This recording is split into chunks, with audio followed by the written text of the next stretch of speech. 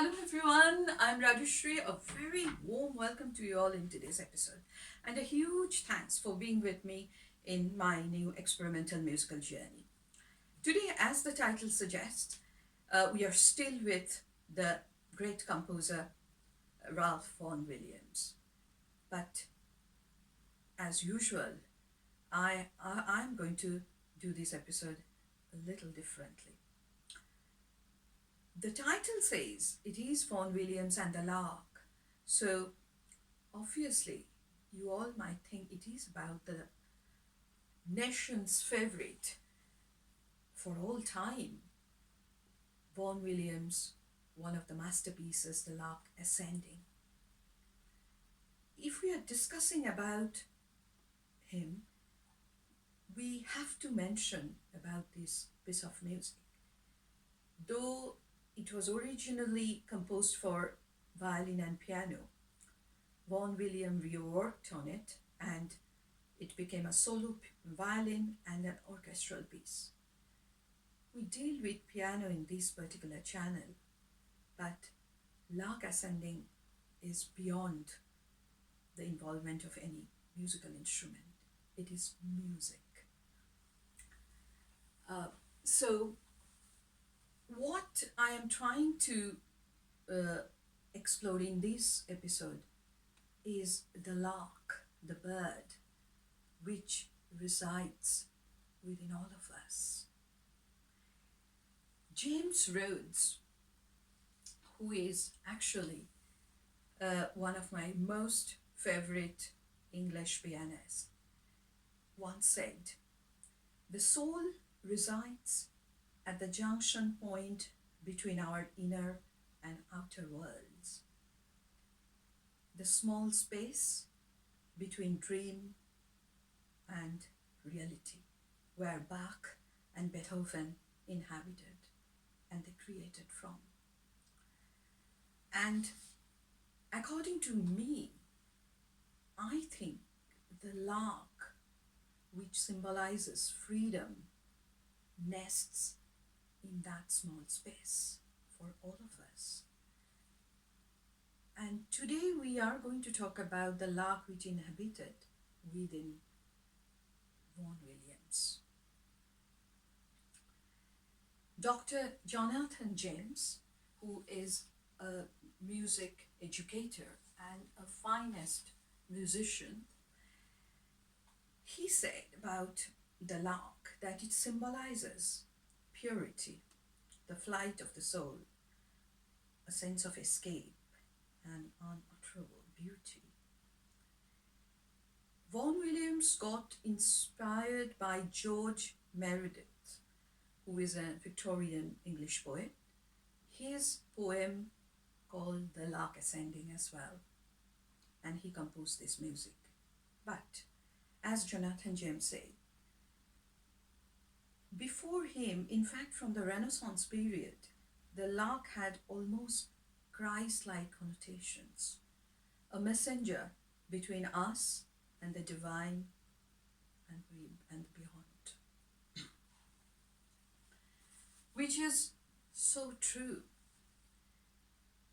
because I'm going to tell you all a story at this point, then we can connect it all together. 1914, Britain was about to enter the First World War. Even the day Britain was entering First World War, the soldiers, they were engaged in some fleet exercises in a place called Margate in Kent. Vaughan Williams went to holiday there. He didn't know about it. Actually, the resort was not in an embarkation point. He used to love his long walks, so he walked the cliff, and suddenly the tune of The Lark Ascending came to his head. He stopped. He took out his notebook. He jotted down the tune. A young soldier watched him scribbling down something. He thought, he's a spy who is actually watching the activities of the British soldiers at the coastline, he straight away called the police. Vaughan Williams got arrested for this. Why I'm saying this story? You all who have watched my last episode on Vaughan Williams, I did mention that the first time Vaughan Williams heard a folk tune in the native atmosphere, it was by a 70-year-old labourer, Charles Potiphar, in a village pub and place called Ingrave. Charles Potiphar, before he sang Bushes and Briars to Vaughan Williams, he said to him, "If you get the words, the Almighty sends you the tune." Yes, now the connection comes. I think the Lark is the messenger who brought the tune to Vaughan William that day. And Vaughan William had to stop and write it down, because he already got the words from George Meredith's poem. This is completely my interpretation. But I thought it's a fascinating connection which I should share it with you all. Then, about folk music, Jonathan James said beautifully that there is something about it. It is a key to a universal sense of what we share as a humanity, a common past, a common set of values. Again, why I'm saying this? Because when I was trying to compose a musical piece for this episode, straight away the tune came to my head was Beethoven's Russian folk song, Opus 107, number 3. Actually, I'm indebted to my piano teacher, Mr. James Billingham, as well, because whenever James teaches me a musical piece, we talk about the composer, we talk about the contemporary composers in different other countries, what they have created. So somehow the template of that particular musical piece kind of engraved in my brain. And today I'm going to play a heavily improvised version of that tune for all of you. And another thing I need to share with you all. This month, April, is a month of poetry. So I thought Vaughan Williams actually composed The Lark Ascending from George Meredith's poem. Why not? I take my inspiration from one of the poetries. And guess what? I found one. It was written by, again, another almost forgotten poetess of who was not only the sister but the best companion of one of the distinctive and most popular English poets, William Wordsworth. Yes, I'm talking about none other than Dorothy Wordsworth. Dorothy Wordsworth and William Wordsworth used to take long walks in lakes, and they used to enjoy the dramatic natural beauty of English countryside together. Dorothy Wordsworth had a habit of carrying a diary. She used to write down notes. And after coming back home, William Wordsworth used to refer it back and used to create the masterpieces like daffodils. 2 years before William Wordsworth wrote when William Wordsworth wrote Daffodils, 2 years before that, actually, we find in one of the diaries of Dorothy Wordsworth, she wrote a little passage about daffodils. And critics say that poetically she was very, very talented, if not more than her own brother. But she was very unfortunate because 20 years of her life before she was dead, she had to confine herself inside the house because she was seriously ill.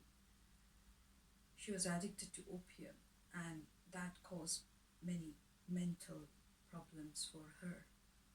But whilst lying on the bed, she wrote poems. And I actually found one of those poems written on 6th of April, most probably 1831. And why I did choose that poem? Because in that poem, she did mention about the bird sounds as choral hymn, which again brought back the connection between the lark and the divine and beyond.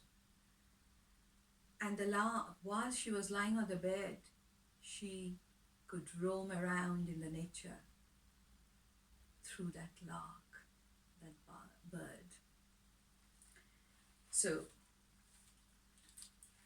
I like to just read the first and the last stanzas of this poem before I go and play my little musical piece, which is an improvised version of Beethoven's Russian song for all of